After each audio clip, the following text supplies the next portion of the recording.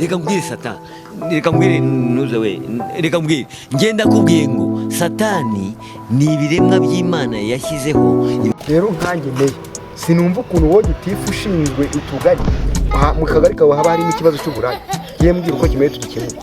Indaya zigaragambije mu mudugudu wanjye nkawe nka meya uhagarariye abagitifu twese muri rusange, cya kibazo mugomba kugikemura. Dore zigaragambije koko zigaragambije. None se nkawe gitifu wakoze iki muri leta? Ni imisoro se muri kutwereka, ni imisanzu se muri gutanga, ni iki? Ni muri make ni iki?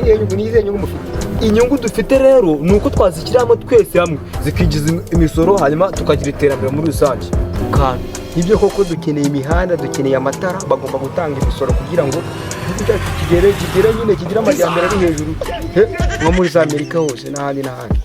Tugomba kuzifatira umwanzuro kuko buri indaya ntabwo zigira parida, zijya gucya zikajya kunywera muri Sodoma na Gomora, zikaba zamena umuntu umutwe, zigakora amafaranga menshi kandi atagikina make. Niyo mpamvu tugomba kubabyaza umusaruro, amafaranga tugashyira hamwe muri rusange tukabyaza umusaruro. Koko nagushyize ku buyobozi nk'umugitifu, hagati aho ngaho wibuke kuri shehe w'abayisilamu.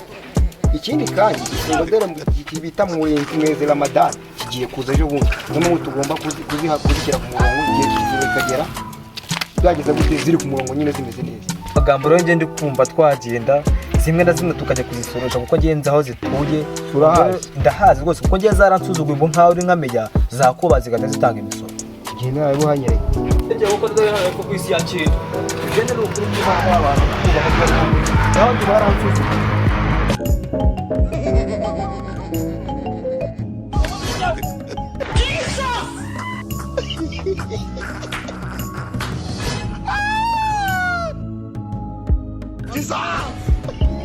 Ariko shobora bibonye indaya turi mu kazi muri no minsi dufite ikintu cyitwa ipinda, abasore barashyushye. Ariko uzi ko udashishoza, uzi ko navuye mu cyaro nje mu mujyi guhiga ibiceri. Zifashe umva nuko basaka tukabasaka tukabibakuramo nta mucikopa tukabibakuramo tukayigurisha 200. Nguki bavuye mu cyaro nta bishinyiko ufite, ninzajya mpura n'umugabo akaba amafaranga make, iPhone nzajya nyikora n'itomoke. Umva utanayitwaye wawe uri ikigoryi wabana umva guhura n'umugabo nta mikino biriya twahuye byabaye ibigoryi, nta bwenge ushobora gufata ukajugunya hanze ukikuraho amafaranga ukigendera.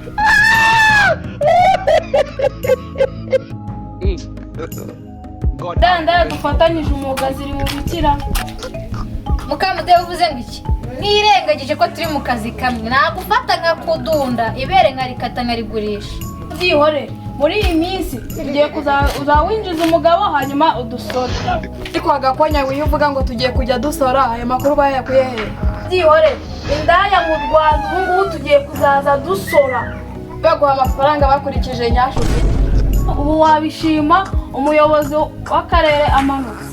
Sawa ubu wabishima ubona umuyobozi w'akarere amanutse. Sawa wibitinda hadwa n'ubundi gurera amanutse araje, ayo wakoreye yose ugiye guhita uyatanga.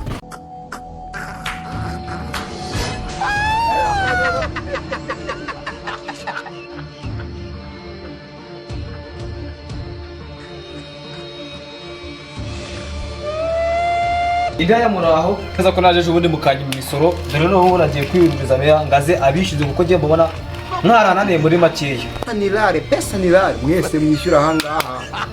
Akasubiza igihe mwatwakiye imisoro ntabwo murambirwa, mwebwe muri muratuma n'abakiriya baducikaho dutanga imisoro nayo twinjira bose muri atatwara.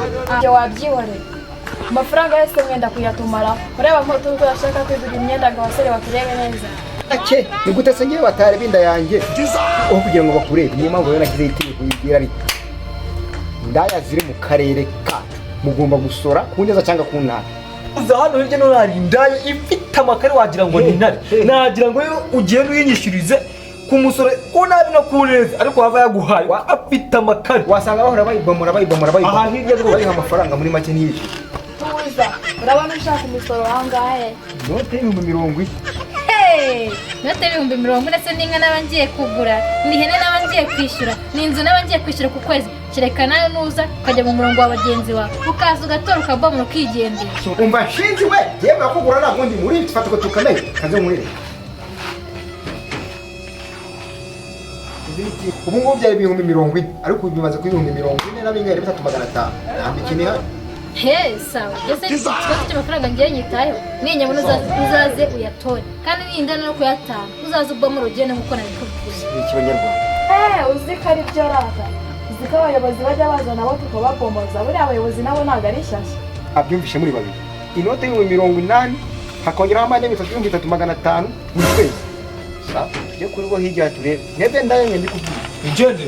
njye kuraniyo ngo yinjize ngo muri ariko kariya akayobozi ndabona gafite amakari menshi cyane ushobora kuba inaha tugiye kwinjira mu rwego rw'uruhombe ibyo koko kagafuka k'umuceri twajyaga tugura tugiye kujya tugura igice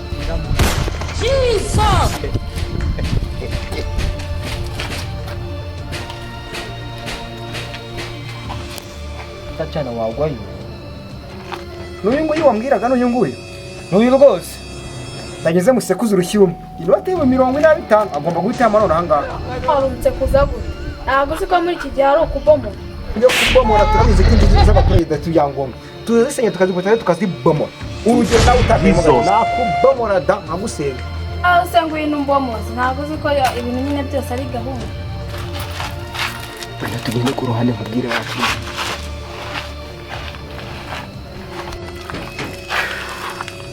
gitifu reka nkubwize ukuri cyenda rebye nsanga iriya nayo rwose nayibomuye nabandi iki ikigo gito afite gahunda irashyushye wakiro Nje abayobozi nicyo tubereyeho rero nje wose ndajya he? ushaka kujya kuri zera zo hirya rero niko bimeze Reka none abayobozi tujya ruzi. tugende niko neza tujya kuzibomora none abayobozi b'iki gihe koko ni ibigogi buriya bajya ku ruhande kwiyongorera koko anjye se mukagashongora reka zabashongora mureke